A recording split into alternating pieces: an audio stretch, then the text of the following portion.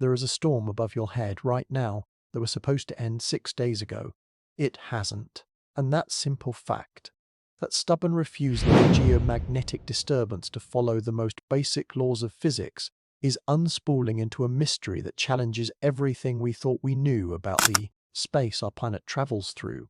This isn't a story about a prediction being slightly off, a model needing a gentle tweak. This is about the recovery curve, the fundamental exponential decay pattern that every space weather physicist on the planet relies on breaking in real time. On December 22nd, every instrument, every forecast, every decades-old rule said the storm should dissipate. The sun had done its part, hurling a cloud of charged particles our way. They slammed into Earth's magnetic field, compressed it, sent ripples of electromagnetic chaos through the upper atmosphere, and peaked. Then, according to all laws of plasma physics and energy dissipation, they should have left. The energy should have bled away, the magnetosphere should have rebounded, and conditions should have returned to normal within 48 hours. That's the upper limit. That's the law. Except on December 23rd, the disturbance was still there, not fading, not weakening, just continuing. As if the magnetic field hadn't gotten the memo that the show was over, by December 24th, confusion among researchers turned into genuine concern. They double-checked sensors, recalibrated satellites, searched for recalibrated satellites, searched for a glitch. But the data was unanimous and chilling, from ground-based magnetometers in the Arctic to spacecraft monitoring the solar wind. The message was the same. Earth's magnetic shield was still under active assault, still being compressed and shaken, behaving as if the solar storm was raging at full force. The only problem? The solar wind that started this had already passed by. It was millions of miles away, continuing its journey into the outer solar system. The driver was gone, but the car was still accelerating. Scientists have a bland technical term for this now, the energy persistence problem. It sounds manageable, like a paperwork error. It hides the profound discomfort at its core. Energy doesn't just hang around in space. It doesn't persist without a source. So if the magnetosphere is still being disturbed, something is still injecting energy into the system. But what? The sun is the obvious answer, the only answer in the standard model. So they looked. They scoured solar data for another flare, a hidden coronal mass ejection, anything. They found nothing. Solar output was normal, quiet even. The stream of particles flowing from our star showed no anomalies. Whatever was happening to Earth, it wasn't being caused by new solar activity. This is the moment the story changes. Because this isn't just a solar storm that won't end, it's something else. And to understand what, you have to rewind the timeline, precisely 7 days before this endless storm began. Before anyone had any reason to connect these events, something else happened in the deep dark. An interstellar visitor, the third ever confirmed, known as 3I Atlas, made its closest approach to Earth. Now, before you dismiss this, hear the distance. 1.81 astronomical units, about 168 million miles. That's farther than we are from the Sun. It sounds impossibly far, a safe distance noted in logs and quickly forgotten. Astronomers marked the flyby and moved on. But in the science of heliophysics, the study of our solar system as a connected, flowing environment, that distance can be an illusion. Earth doesn't hang in a vacuum. We are enveloped in a vast, dynamic, magnetic bubble that stretches for millions of kilometers, and we are bathed in the constant, supersonic river of particles called the solar wind. That wind is a connected medium. Disturbances propagate through it. Material mixes within it. And if something happens within that same flow, even 168 million miles away, it can absolutely send ripples that reach us. 3I Atlas didn't just pass near Earth. It passed through Earth's environment. And we have compelling evidence that it left something behind. Stay with me, because if you're questioning what else we might be missing as this story unfolds, subscribe to this channel. The data is coming in live, and this is only the beginning. I want you to be part of this discovery. Where are you watching from right now? What time is it there? Comment below. Let's map this out together. The entire framing of this event has been wrong. We've been trying to solve a solar storm puzzle. But what if the sun only provided the match? What if something else provided the fuel and is still feeding the fire? What if we are not witnessing an unusually long solar storm, but rather the first observed case of an interstellar object actively and invisibly modifying our local space environment? That question should recalibrate your sense of reality. If the answer is yes, then we are no longer dealing with predictable space weather.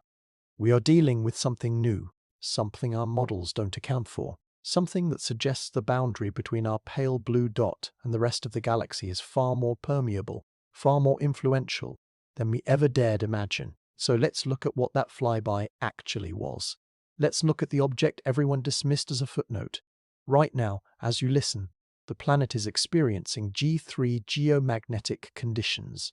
That classification means power grid operators are watching for fluctuations that could damage transformers, the massive, expensive, difficult-to-replace hearts of our electrical infrastructure. Airlines are rerouting polar flights to avoid exposing crews and passengers to elevated radiation levels.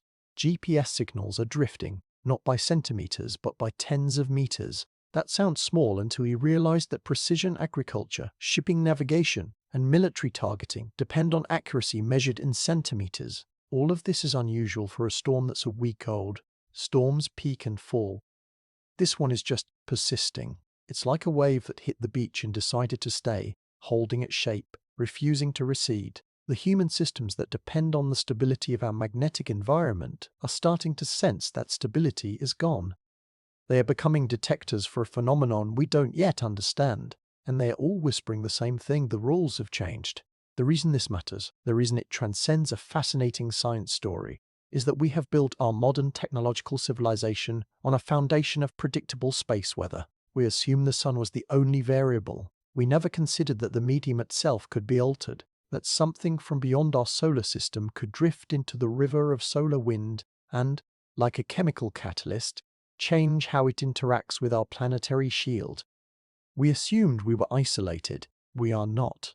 The data painting this picture isn't from a single source. It's a convergence. The magnetometers showing sustained disturbance, the radiation monitors on planes over the poles ticking upward day after day, the GPS receivers slowly, consistently drifting off course, the subtle, worrying stress patterns on power grids designed to handle brief surges, not prolonged, week-long assaults. These are not prolonged, week-long assaults. These are not theoretical concerns. They are measurements. They are facts, and they point to an environment under a type of stress we have no historical reference for. So we return to 3I Atlas, an object from another star. It entered our inner solar system in early 2024, a prize for astronomers. Following Oumuamua in 2017 and Comet Borisov in 2019, it was only the third confirmed visitor from interstellar space, but unlike the rocky, inert Oumuamua, 3I Atlas showed classic cometary activity. It had a coma of fuzzy cloud of gas and dust. It had a tail. It looked, for all intents and purposes, like the comets we know from the outer reaches of our own system. So when it made that distant closest approach on December 19th, the scientific community registered polite interest and moved on. It was far, low impact risk, just a source of valuable spectroscopic data before it vanished back into the void. But on that day, December 19th, something did happen. Observatories noted a sudden, subtle brightening of the object. The coma expanded. Spectroscopy showed a surge in outgassing, a sudden release of material from the nucleus. To comet experts, this was normal. Comets are fragile rubble piles of ice and rock. As they warm, pressure builds, and they can shed material. It was logged as a minor outgassing event. A footnote. We now believe that footnote was the opening chapter of our current crisis. That was not business as usual. It was a structural event, 3I Atlas, likely a fragile contact binary or a rubble pile under rotational stress, wasn't just releasing a puff of gas. It was shedding a substantial portion of its outer layers. It was creating a debris fielder cloud of ionized gas and microscopic dust that would stretch across millions of kilometers of space. And Earth's orbit was on a direct path to intersect that field exactly 7 days later. The mistake was thinking only in terms of impact. We have been conditioned to see asteroid and comet encounters as binary. Did it hit us? No? Then it doesn't matter. But impact is the least interesting way a foreign object can affect a planet. What matters is environmental intersection. What matters is whether Earth, in its endless journey around the Sun, moves through material that shouldn't be there. Material that doesn't belong to our solar system. Material that formed under a different star with different chemistry and might interact with our protective magnetic bubble in ways we never predicted. 3i Atlas didn't stay. Its solid nucleus is already speeding away on a hyperbolic path out of the solar system.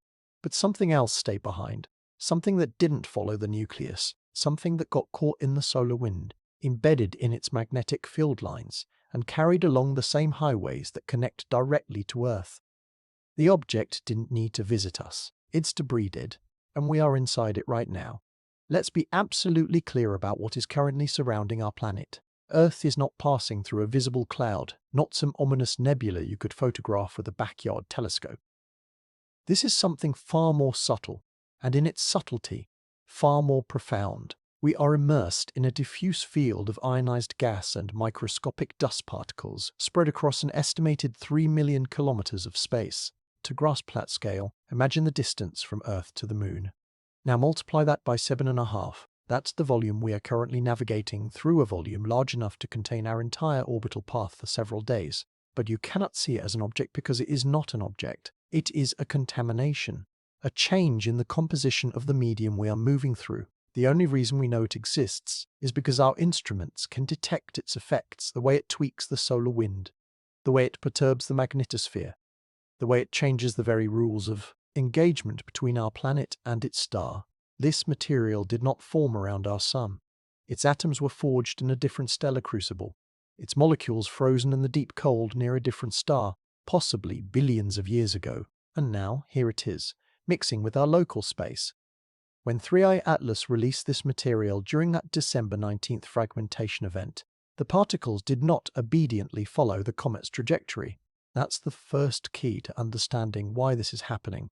In the vacuum of space, we instinctively think in terms of ballistics objects following gravity's curve. But once material becomes ionized, once it picks up an electrical charge, it enters the realm of plasma physics. Gravity becomes a minor influence. Electromagnetic forces take over. These charged particles got caught in the solar wind, that constant, magnetized supersonic stream flowing outward from the sun. They became embedded in its magnetic field lines. They are not drifting, they are being conveyed. The debris field persists not as a dispersing cloud of lone particles, but as a coherent concentration of foreign ions riding a magnetic highway, kept together by the very forces that are carrying it. And Earth is not chasing this debris. We are sitting at a station on that highway. The solar wind is delivering it to us. Since approximately December 26th, Earth has been inside this contaminated region. We are not passing through it quickly. Given the geometry of the solar wind flow and where the material was released, we could be inside this altered environment for weeks. Every hour, every day, new material that condensed around a different star is flowing into Earth's magnetosphere. It is interacting with our magnetic field, being funneled toward the poles, entering the ionosphere. This is not a collision. It is not an impact. It is environmental integration on a planetary scale. It is the first time in human history we have been able to detect and measure our planet moving through a region of space actively altered by tangible, measurable matter from beyond our solar system. But contamination alone, the mere presence of alien atoms, is a passive state. It's just stuff being where it shouldn't be. What we are observing is active, a sustained geomagnetic disturbance, a persistent injection of energy. This suggests the debris isn't just here, it's doing something. It is changing how energy moves through the system. This brings us to the heart of the hypothesis. The idea that is turning space physics on its head, the salting effect. The storm didn't get stronger. The medium through which the storm's energy travels became more conductive. Think of it like this.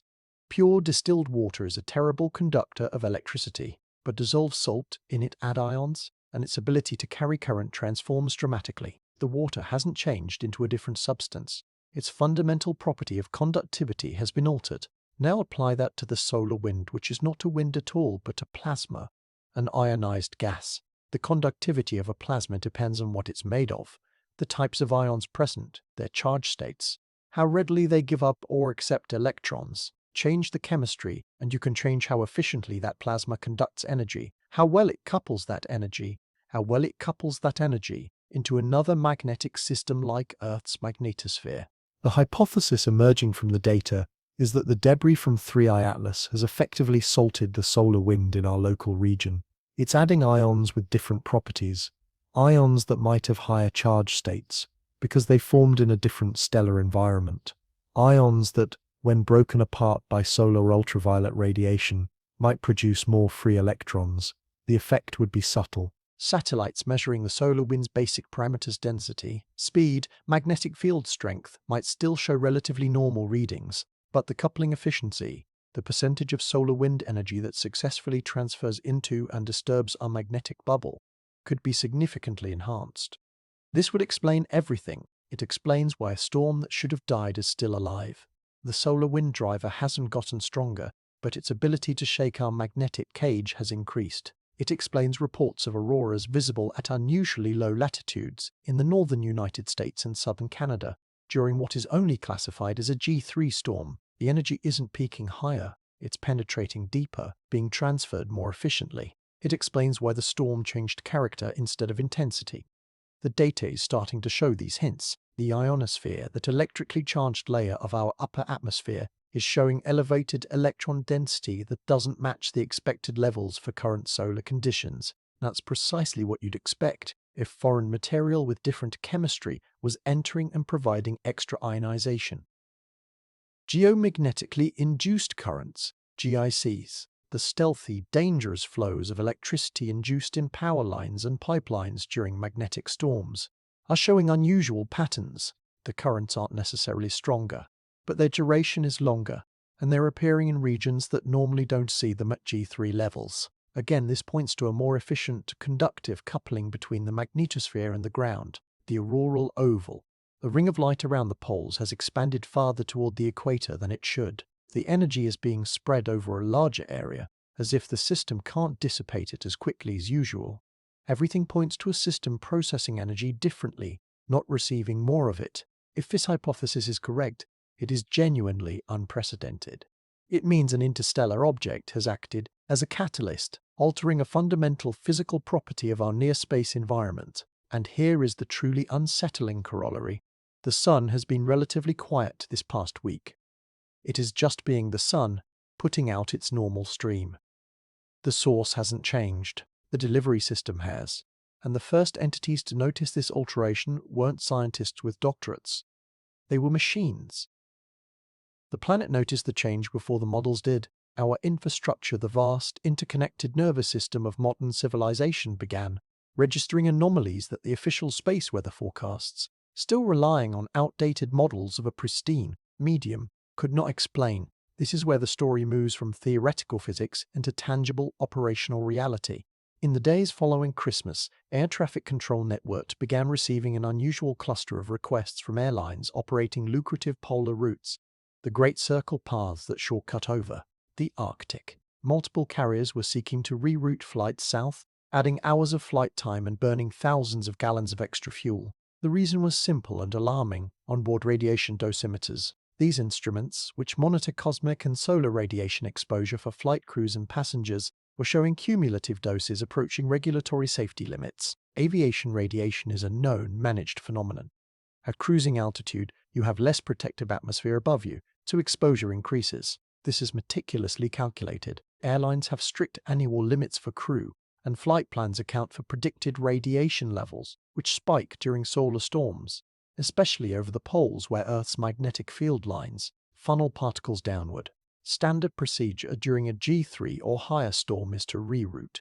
But this time, the radiation levels didn't behave like a G3 storm. They didn't peak and fall. They persisted. Day after day, dosimeters kept ticking upward.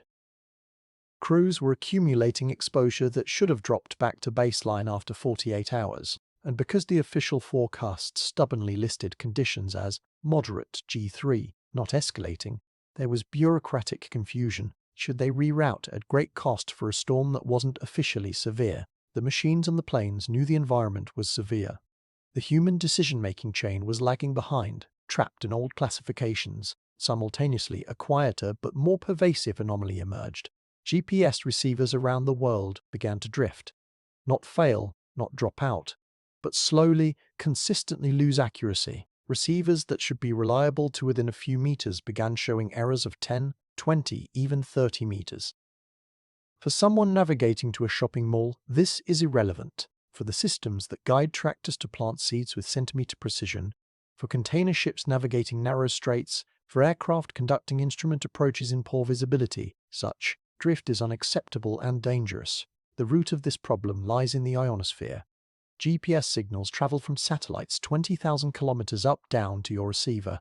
They must pass through the ionosphere, that electrically charged layer of atmosphere. The ionosphere delays the signals, and the amount of delay depends on its electron density, how thick it is with charged particles. Every GPS receiver has a built-in model that predicts typical ionospheric conditions and applies a correction. But when the ionosphere is unexpectedly charged, when electron density is higher than the model predicts, say, by the introduction of foreign ionizing material, the correction becomes wrong, and the calculated position drifts. For over a week, the ionosphere has been holding a charge that the model said it shouldn't. Then there were the power grids. In control rooms, operators watched screens displaying geomagnetically induced currents, GICs.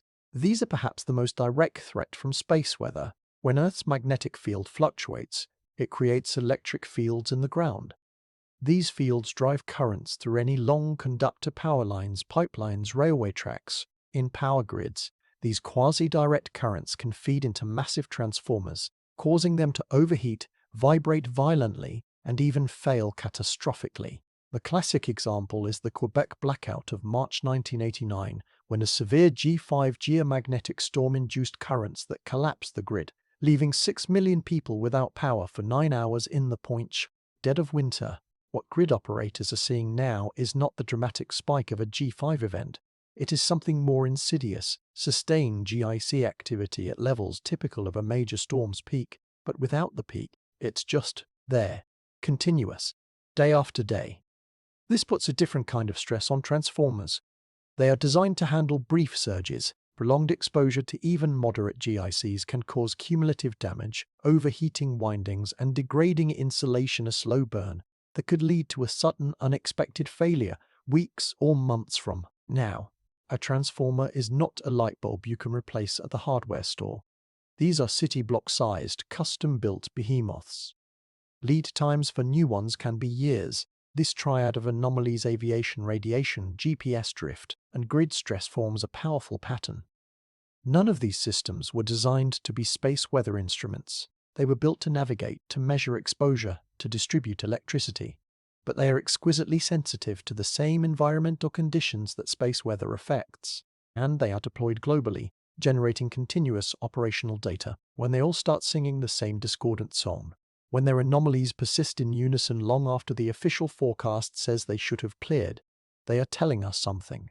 Our science has not yet formally declared the environment has changed. The rules have changed. The machines are operating in a reality their designers did not anticipate. This collective testimony from our technological infrastructure is what elevates the 3I Atlas hypothesis from an interesting speculation to a serious, urgent line of inquiry. It forces the question, what exactly is this material that seems to be changing the rules? To answer that, we must look not at effects on Earth, but at its source. We must examine the chemical fingerprint of the debris itself. A fingerprint that immediately revealed its alien origin. The debris field currently enmeshing Earth is not merely comet dust. Statistically, chemically, it can't be. When astronomers trained their spectrographs on 3I Atlas, splitting the sunlight reflected from its coma and tail into a rainbow of constituent wavelengths, they were looking for a cosmic fingerprint. Every element, every molecule absorbs and emits light at specific, unique wavelengths. By analyzing which wavelengths are enhanced or missing, you can determine the precise chemistry of the object emitting or reflecting the light. What they found in 3I Atlas was not what they expected. The differences were not marginal. They were profound and statistically significant. The key lies in ratios. In our solar system, comets from the Oort cloud or the Kuiper belt have characteristic ratios of elements, forged in the specific conditions of our protoplanetary disk 4.6 billion years ago. The ratio of carbon to nitrogen, for instance, falls within a predictable range. It tells a story of the temperature, pressure, and chemical soup present at the frozen edges of our young solar system. 3I Atlas does not fall within that range. Its carbon to nitrogen ratio is off not by a little, but by an amount that cannot be explained by local variation. It screams a different origin. This object condensed from a cloud with a different blend of ingredients around a star that had a different metallicity, a different abundance of heavy elements than our Sun. There's more. The spectra showed elevated levels of specific molecules: cyanogen, a compound of carbon and nitrogen, and diatomic carbon, two carbon atoms bound together. These simple molecules, but their abundance is a powerful diagnostic tool. They form in the cold, dense environments of molecular clouds, but the conditions required to freeze them into cometary ices and preserve them for billions of years are particular. The elevated levels seen in 3I Atlas suggest it formed in an environment richer in carbon than the region where our solar system's comets were born. It suggests its parent star had already processed more material, enriching its surroundings. The chemical signature is genuinely alien. This is not speculation from fringe data. Multiple independent observatories have confirmed it. The chemistry is different because the origin is different. And this alien chemistry is not just a curiosity. It is the crucial variable in the salting hypothesis. Plasma physics is not generic. The behavior of a plasma depends intimately on what ions are in it. Cyanogen, when torn apart by solar UV radiation, yields carbon and nitrogen ions in specific charge states. Diatomic carbon breaks down into carbon ions that have lost electrons. The energy required to ionize these molecules, their ionizing potentials, are discrete, in OP18 mighty and from those of the water, carbon dioxide and carbon monoxide that dominate solar system comets. The resulting foreign ions, now swirling in the solar wind, have different properties. They may hold charge differently, interact with magnetic fields differently, and change the collective conductivity of the plasma in ways our models, trained solely on solar system chemistry, never accounted for. So the debris Earth is passing through is not just space dust. It is a 3 million kilometer wide cloud carrying the frozen history of another stellar system. It is a physical sample of galactic material, and we are not just observing it remotely. We are immersed in it, and our planet is reacting to it. This raises a pivotal question. Why did 3I Atlas release this material so conveniently near Earth's path? The answer appears to be that the visitor itself was intrinsically unstable, a traveler crumbling from the stresses of its long journey and its sudden immersion in the heat and light of our Sun. 3I Atlas was likely falling apart long before our telescopes caught it. The December 19th event that released the pivotal debris cloud was not a random burp. It was a symptom of profound structural weakness. To understand why, you must forget the image of a comet as a solid, icy rock. Comets, especially interstellar ones that have endured eons of cosmic radiation and gravitational tides, are often little more than rubble piles. They are weakly bound aggregations of ice, dust, and rock, held together by a pathetic amount of self-gravity, and the fact that everything is frozen solid. On the surface of a typical comet nucleus, gravity is so feeble you could jump and achieve escape velocity. The only thing keeping it coherent is that the ices act as a glue, but as a comet approaches the Sun, it warms. Those ices water, carbon dioxide, carbon monoxide sublimate, turning directly from solid to gas. This outgassing creates the beautiful coma and tail, but it also destabilizes the nucleus. Gas jets act like tiny misaligned rocket engines, imparting spin. Sunlight itself exerts a tiny pressure, also tweaking the rotation. This is known as the Yorpy effect. Over time, these forces can spin a comet up or slow it down. 3I Atlas had a rotation period of about 15.5 hours fast but not extreme. However, observations strongly suggested it was a contact binary.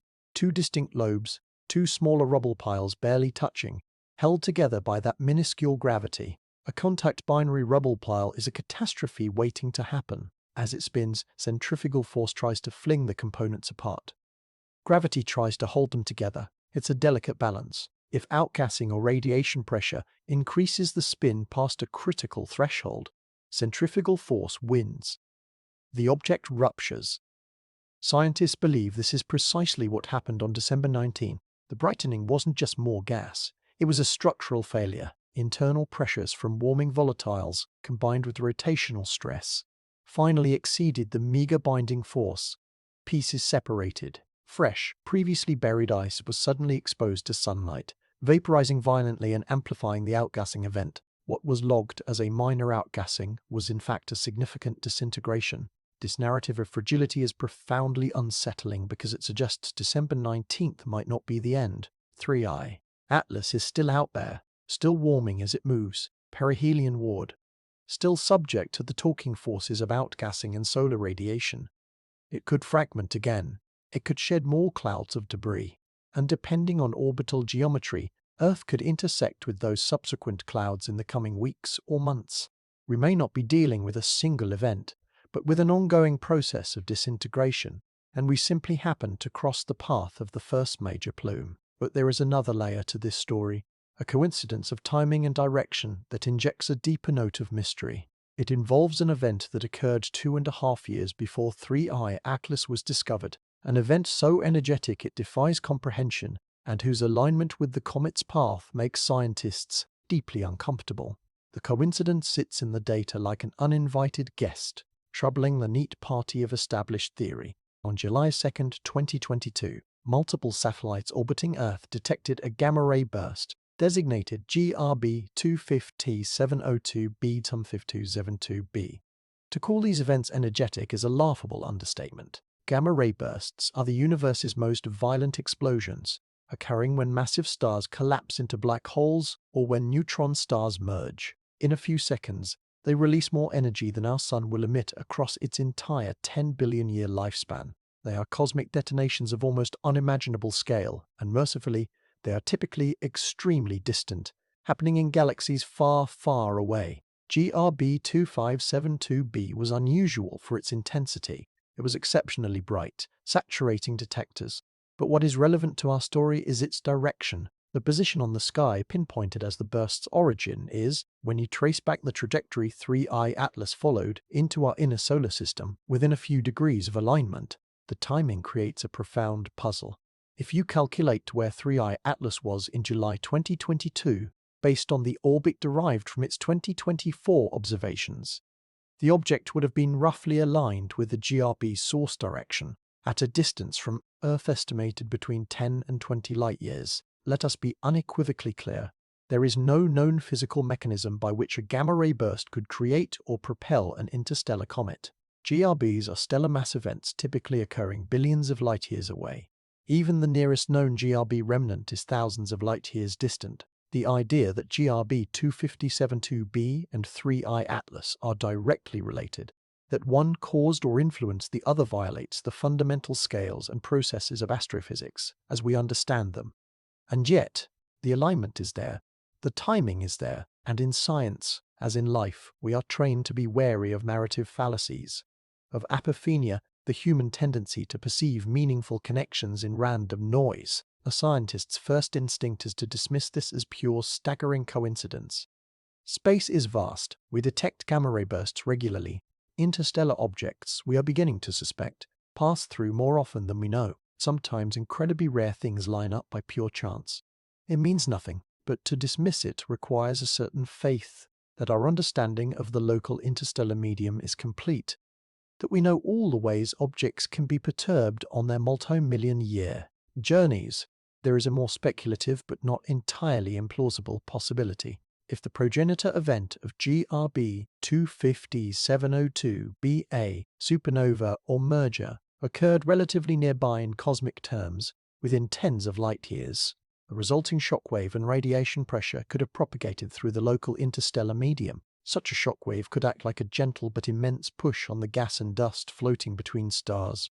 If 3I Atlas was already traveling through that region of the galaxy, such a disturbance could have slightly altered its trajectory, changed its velocity by a minuscule amount, just enough to nudge it onto a course that would, millions of years later, intersect our solar system. This is not a claim. It is a what-if scenario offered to highlight the limits of our knowledge. The alternative is to accept that two of the rarest phenomena we observe, a remarkably bright gamma-ray burst and the arrival of a chemically distinct interstellar object in our solar system, just true, happen to occur in a suggestive sequence with a directional alignment, and that this alignment is meaningless. Scientists hate that. They note it in papers with cautious, non-committal language. They discuss it quietly at conferences, aware that venturing too far into this speculation is professional risk. But the question lingers, unresolved. Why this object? Why this trajectory? Why this timing? Why did it fragment just so? Maybe it's all coincidence. But in science, coincidence doesn't mean meaningless.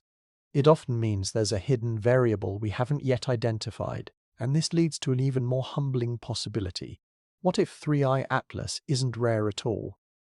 What if we are constantly, blissfully unaware, swimming in a sea of interstellar debris? Our census of interstellar objects is a joke. We have confirmed three in all of history: Oumuamua, Borisov, and Atlas. That number says nothing about metro population.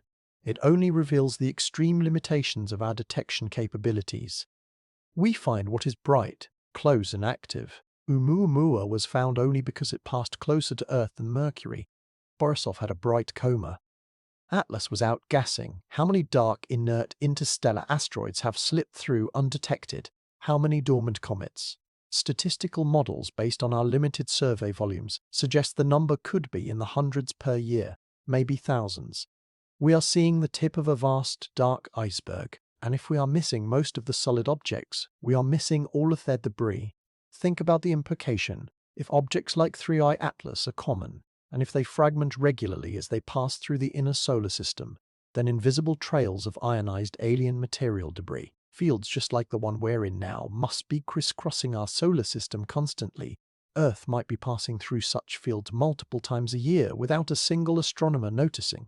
The only reason we are aware of this event is because the fragmentation happened close enough in time and space that we could connect the environmental effects to a known, catalogued source. This reframes our entire planetary history, unexplained geomagnetic anomalies in historical records, periods where auroras were seen at bizarre latitudes with no recorded solar activity, times when compasses behaved erratically. These have always been dismissed as observational error or local oddities. But what if some were real? What if Earth has periodically moved through contaminated patches of solar wind, our magnetosphere twitching in response to alien chemistry we had no way to detect? The Carrington event of 1859 had a clear solar cause, but other, lesser disturbances might not have. We have been passive samplers of the galaxy for 4.6 billion years. Every year, our planet travels trillions of kilometers through space, sweeping up whatever is in its path. Mostly, it's hydrogen and helium. Sometimes, it's dust, and occasionally, it's the scattered remains of a comet from another star. We've just never had the instruments sensitive enough to notice the difference until now. 3i Atlas might not be an unprecedented event. It might simply be the first time we've had our eyes open, and fortuitously, the universe is about to provide us with a monumental test, a second data point that could either solidify this new understanding or send us back to the drawing board. The test is already scheduled, written into the celestial mechanics of 3i Atlas's hyperbolic orbit. The object that fragmented near Earth is not leaving the solar system immediately. Its path carries it inward, around the Sun, and then back out. In early 2026, approximately 14 to 16 months from the time of this writing, 3i Atlas will make another close pass, not by Earth, but by Jupiter. And Jupiter is an entirely different kind of laboratory. Jupiter is not Earth. Its magnetic field is a behemoth, roughly 20,000 times stronger than our own. The magnetosphere it generates is the largest structure in the solar system, a vast, teardrop-shaped volume of space that, if it were visible, would appear several times larger than the full moon in our sky. Jupiter's magnetosphere is a maelstrom of plasma, a natural particle accelerator where charged particles are trapped and whipped to terrifying energies. It is a perfect natural detector for the very effects we suspect are happening at Earth. The Jupiter encounter is a ready-made experiment. Scientists around the world are already planning observing campaigns, allocating precious telescope time on Hubble and ground-based observatories, and tasking the Juno spacecraft, currently in orbit, around Jupiter with heightened monitoring. They will be watching for three things. First, any further signs of disintegration in 3i Atlas. Will it undergo another fragmentation event as it swings past the Sun and feels Jupiter's immense gravitational tide? New jets, another brightening, or a splitting of the nucleus would confirm its fundamental instability and signal the release of more debris. Second, spectroscopic analysis of any new outgassing. Will it show the same alien chemical signature, the skewed carbon-nitrogen ratio, the elevated cyanogen and diatomic carbon? This would confirm the material comes from the same primordial reservoir. Third, and most critically, any measurable effect on Jupiter's magnetosphere. This is the heart of the test. Jupiter's magnetic dynamics are so powerful and so well instrumented that even a subtle perturbation would be detectable if debris from 3I Atlas enters that colossal magnetosphere and alters the local plasma environment. If it salts the solar wind around Jupiter, as we hypothesize it has done at Earth, the effects will be spectacular and unambiguous. Jupiter's auroras, powered by this magnetospheric engine, are permanent, planet-sized rings of light far more intense than Earth's. They are monitored continuously. If those auroras suddenly intensify, expand, or change structure in correlation with the comet's debris entering the system, that is direct evidence. If Jupiter's lethal radiation belts, zones of trapped high-energy particles, show fluctuations tied to the event, that is confirmation. The prediction of the salting hypothesis is clear. If 3I Atlas fragments near Jupiter and releases interstellar material into Jupiter's magnetosphere, then Jupiter should experience enhanced coupling between the solar wind and its magnetic field, just as Earth has. The effects will be larger, louder, and easier to measure. If it happens, we have repeatability. We have a controlled experiment, controlled by nature at least, that confirms the causal link between interstellar debris and altered magnetospheric behavior if nothing happens. If Jupiter passes through any debris without a flicker in its magnificent electromagnetic displays, then the Earth event becomes a much shakier proposition. Perhaps it was all a complex coincidence, and something else we haven't identified sustained our geomagnetic storm.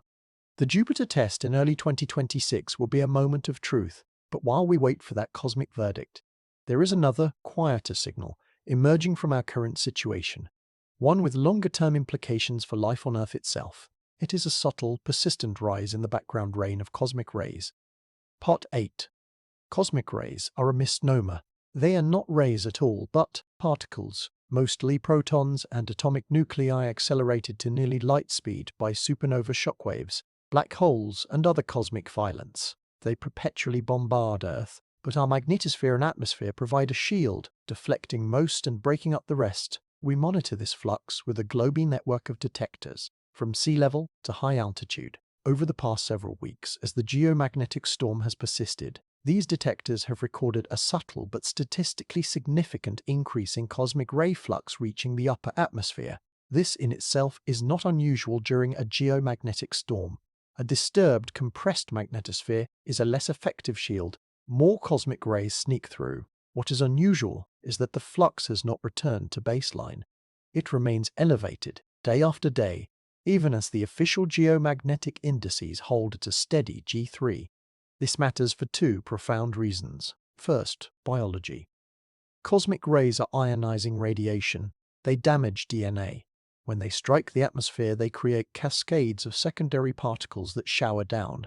At ground level, the increased dose is minimal for most people, but it is cumulative. For airline crews and passengers on polar routes, for astronauts on the International Space Station, a long-term elevation in cosmic ray flux translates to a higher cumulative radiation dose, increasing cancer risks and potential genetic damage over time. Second, technology. Cosmic rays are the nemesis of sensitive electronics.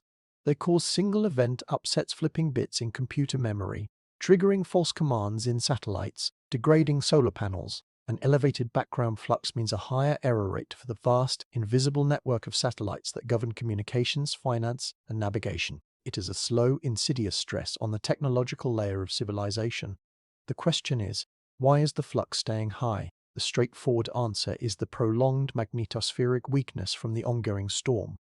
But there is another, more intriguing possibility that ties directly back to the salting hypothesis.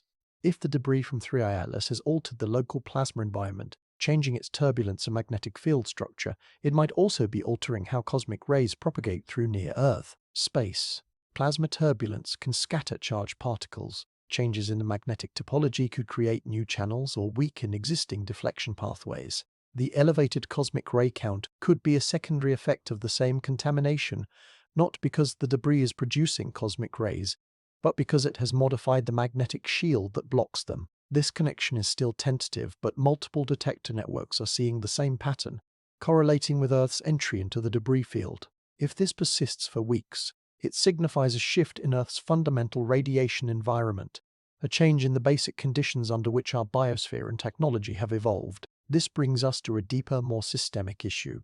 Our ability to predict the very driver of space weather, the sun itself, is faltering. and the timing of this forecasting difficulty, concurrent with the interstellar contamination event, raises an uncomfortable meta-question. Solar physicists are confronting a troubling trend, separate from the Three-Eye Atlas mystery. The Sun, in its 11-year cycle of activity, is behaving in ways that are consistently, slightly, but definitively outside the predictions of our best models. We are in solar cycle 25, which began around 2019. It was forecast to be a relatively weak cycle similar to its predecessor. For a few years, it obeyed, but starting in 2024, the Sun began to exceed expectations. The frequency of powerful X-class solar flares has been higher than predicted for this phase. Sunspot numbers, the fundamental marker of solar magnetic activity, have consistently run 10 to 20% above forecasted monthly averages. The occurrence of coronal mass ejections, the billion-ton plasma clouds that cause severe geomagnetic storms, has been more frequent than the cycle profile would suggest. Individually, each discrepancy could be dismissed as normal solar variance. The Sun is a chaotic plasma dynamo. Perfect prediction is impossible, but collectively, they form a pattern, a systematic, consistent underestimation of solar activity. The errors are biased in one direction. This is what keeps solar physicists awake at night. It suggests the models are missing a variable, and this is where the context of interstellar debris becomes explosively relevant. Every single space weather model, whether a complex physics-based magnetohydrodynamic simulation or a machine learning algorithm, assumes the medium between the Sun and Earth is pristine. It assumes the solar wind is composed of the standard solar mix of ionized hydrogen and helium, with known properties. These models take solar wind parameters, speed, density, magnetic field orientation, as input and predict how Earth's magnetosphere will respond. They contain fixed assumptions about plasma conductivity and coupling efficiency based on that standard solar mix. But what if, for an extended period, the medium has not been pristine? What if Earth has been passing through a region of the heliosphere subtly contaminated by accumulated interstellar debris from multiple undetected passers-by over years or decades? If that contamination alters the baseline conductivity of the solar wind, then our models are trying to predict the behavior of a system using the wrong fundamental constants. They are like a weather forecast model that's never been told the area has high humidity. It will systematically mispredict how storms develop and behave. This is a testable, albeit daunting, speculation. It would require a forensic reanalysis of decades of space weather data, looking for periods of model failure and checking for any potential interstellar interloper that might have been in the vicinity. The data exists. The satellite record goes back to the 1960s. Perhaps the recent difficulties in solar forecasting are not because the Sun is more unpredictable, but because the medium through which its influence travels to us has been changing, and we've been blind to that change. This leads to the most advanced, and perhaps most fragile, layer of our forecasting edifice: artificial intelligence. In the last 3 years, AI and machine learning have revolutionized space weather prediction. Algorithms trained on decades of historical data can now outperform traditional physics-based models in predicting flare probabilities, storm intensity, and radiation hazards. They are faster and often more accurate, but they carry a profound risk. They are black boxes that learned from the past. Their entire knowledge is embedded in patterns found in that historical data that assumed a clean, uncontaminated heliosphere. What happens when an AI model, trained on 70 years of normal space weather, encounters a storm sustained by interstellar salting? One possibility is it fails gracefully, flagging the event as anomalous. The other, more dangerous possibility is that it tries to force the unfamiliar data into its learned patterns, producing a confident but utterly wrong forecast like predicting a storm will end because similar solar wind inputs in the past always led to storms ending, unaware that the coupling efficiency is now fundamentally different. We might be entering an era where both our physics models and our AI tools become unreliable, not because they are flawed, but because the universe they were built to describe has shifted beneath them. The myth. This forces a monumental philosophical and practical reckoning about Earth's place in the cosmos, one that goes far beyond power grids and satellite navigation. It touches on the very possibility of life elsewhere in the galaxy. We have long defined planetary habitability by the Goldilocks zone, that narrow orbital band where a planet is neither too hot nor too cold for liquid water. It's a beautiful, simple idea that has guided the search for life. But 3i Atlas is teaching us that habitability may require a second, galactic dimension. A planet needs more than the right temperature. It needs long-term stability. It needs to retain its atmosphere over billions of years. It needs to protect its surface chemistry and any nascent life from sterilizing radiation. This is where magnetospheres are not just interesting, they are likely non-negotiable. They are the force fields that deflect stellar winds and cosmic rays, preventing atmospheric erosion and allowing a biosphere to develop in peace. Mars is the cautionary tale. A world that likely once had liquid water and a thicker atmosphere, but lost its global magnetic field. The solar wind, unopposed, stripped the air away over eons, leaving a frozen desert. Earth's magnetosphere is the reason we are here. But the 3i Atlas event suggests that a magnetosphere's effectiveness is not just a function of its strength, it is a function of what it's trying to shield against. Introduce a contaminant into the stellar wind alien ions that change the plasma's coupling efficiency, and you can weaken the shield without changing the shield itself. You can increase the radiation dose on the surface, accelerate atmospheric loss, and stress the biosphere, all from a source 168 million miles away that never touches the planet. This reframes the galactic landscape. A rocky planet in the habitable zone of a quiet star might still be a marginal world if its solar system is traversing a debris-rich region of the galaxy's spiral arm, dense with molecular clouds and supernova remnants, where interstellar objects are common. Frequent passages through contaminated stellar wind could chronically compromise magnetospheric protection, leading to higher mutation rates from radiation, faster atmospheric loss, and a less stable climate over geological time. The planet remains technically habitable, but becomes a harsh, stressed world where complex life struggles to gain a foothold. Earth may be doubly lucky. We are in the sun's habitable zone, and we are in a quiet galactic suburb, the local bubble, a region of low-density gas cleared by ancient supernovae. We have enjoyed a long period of relatively clean solar wind, allowing our magnetosphere to provide stable protection for billions of years. But this is not a permanent state. As the solar system orbits the galactic center, we will move through denser regions. The galaxy is not a passive backdrop, it is an active environment, and we are immersed in it. The material between the stars reaches in and touches our planetary systems, sometimes with consequence. This is the ultimate takeaway from the storm that wouldn't end. 3i Atlas never touched Earth. It didn't need to. It passed through our environment and left a trace, a chemical catalyst that appears to have altered a fundamental physical property of our local space. We've learned that planetary space weather is not just a Sun-Earth dialogue.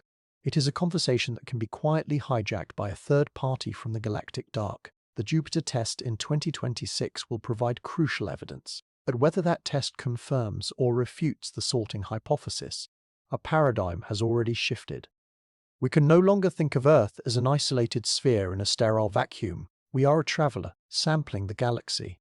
We move through it, and it moves through us. Most of the time, it's a gentle breeze, but sometimes it leaves a fingerprint. The machines felt it first. The storm persists. The object is gone, and we are left with a new, humbling reality.